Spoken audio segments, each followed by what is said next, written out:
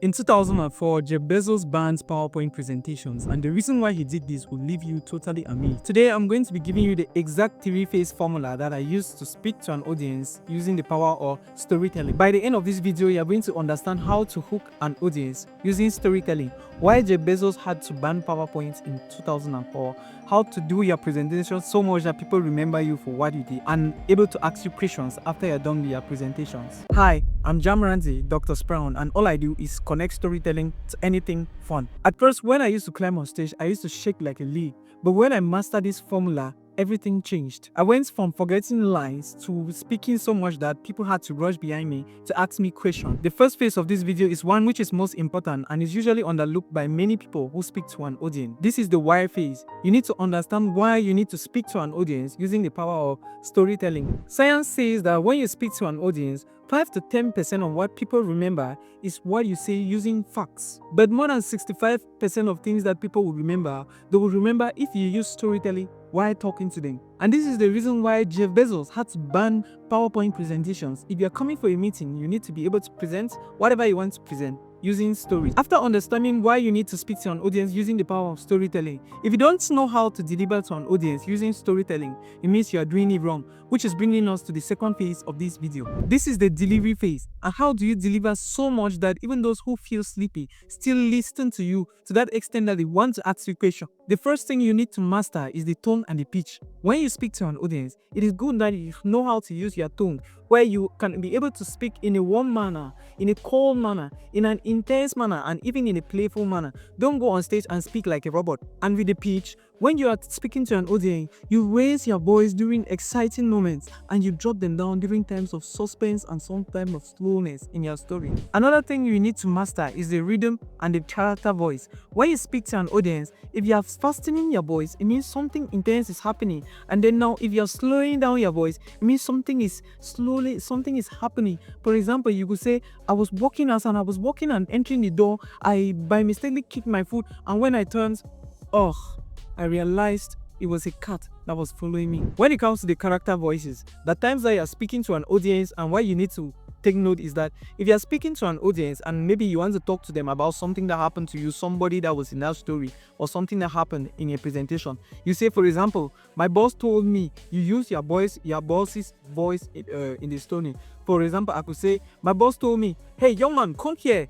You leave the office and you're coming back right now. You see, at this point, I'm using my boss's voice in my story. When you use this in your story, you're presenting using storytelling, which drives a lot of people to pay attention to you. You can be able to master all this, but if you don't know how to portray your body language in a storytelling manner, people are not going to follow you. You can stand and they are talking, people think they are talking like a radio because they're just hearing, they're not seeing the action. So when speaking to our audience, it's good that you use your maths, use your body language. For example, you could be talking during a sad moment. What you have to do during the sad moment, that you put down your shoulders and use slow-mo movements. You do something slow. People are actually going to feel that, okay, this period that you're speaking about is actually a sad moment. And then in moments of maybe fear, you kind of like open your eyes and then now you raise your hands a little bit. It shows like the crowd. At a certain time, you even see the crowd, most of the audience, they're opening the eyes, so they're trying to mimic their own movements that you're trying to do, meaning that they're following the storytelling that you're using. One of the most important is when in times of anger, you even raise your hands, raise your voice, put your face in that manner that people are looking at you and they're like, this man is actually becoming angry. That drives a lot when it comes to presenting using storytelling. If you're someone who has been feeling stage fright on stage, you don't know how to present, it means that you're someone who is performing. If you want to cure that stage fright, when you're on stage and you're presenting, you don't want it to stage fright, you use storytelling. Don't go and be performing. Use storytelling and talk to them. If you talk to them using storytelling, everybody's going to flow, and even yourself, you realize that you are not even afraid. There's no stage fright when you are on stage. This brings us to the final phase, which is the formula phase. This phase has made me be able to live from speaking and shaking on stage to speaking to more than hundreds of people without fear. The first part of this formula is a hook. When you speak to an audience, it's good that you always use a hook. Where what happens? You are making the audience to stop whatever they're doing just to look at you, just to hear what you want to say. You grab their attention, and this is mostly done within the first few seconds of your presentation. After the hook, you usually have the introduction, where you introduce yourself, introduce what you're going to be talking about,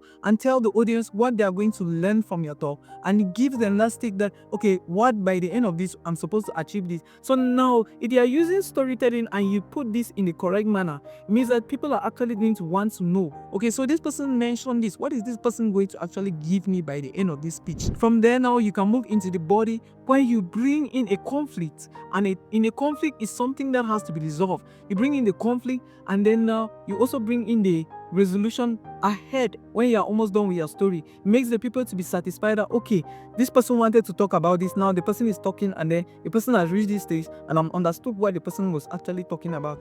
From there, you move on to the last phase, which is the call to action. Here you make them want you. If you notice them, these great speakers, when they go on stage, what they do is that they speak on stage, but after that, people want to see them, people want them to talk to them, people want to, if you have ever attended a business event before, you understand that everybody who pitches in a business event always have the call to action. Say, do this, and then meet me after this if you want this. At the end of it, people are running behind them just to get more info. Let's take social media, for example. Instagram, Facebook, TikTok, and the rest. You see somebody say, if you want this store, comment, note, and I'll send it to you. If you want this, comment this, and I'll send it to you. And people are actually doing it. That's a call to action, meaning that you call people to perform something that will lead to you, and then you deliver your services to them. So if you're someone who faces difficulties when speaking to an audience, stop performing and start telling stories. And if you're someone who loves storytelling, like and comment, and let's connect together. Thank you. See you in the next video.